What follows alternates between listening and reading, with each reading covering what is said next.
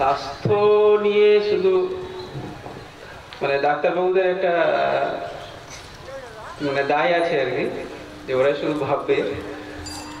সেটা ঠিকই একদিক দিয়ে, কেন স্বাস্থ্য নিয়ে ওরা অনেক কিছু জানে, পড়াশোনা করেছে, শরীরটা নিয়ে প্রচুর পড়াশোনা করেছে, শরীরের কিসে ভালো কিসে খারাপ তারা জানে।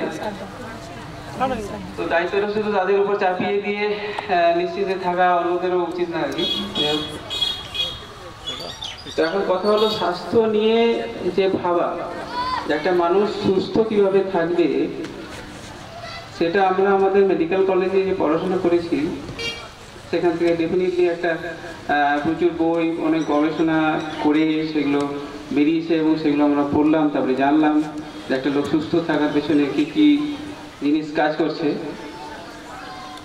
কিন্তু সেটা শেষ কথা না, কারণ এইসব গবেষণা হয়ে বেরোনোর আগে, অনেকদিন আগে হযরত মুহাম্মদ সাল্লাল্লাহু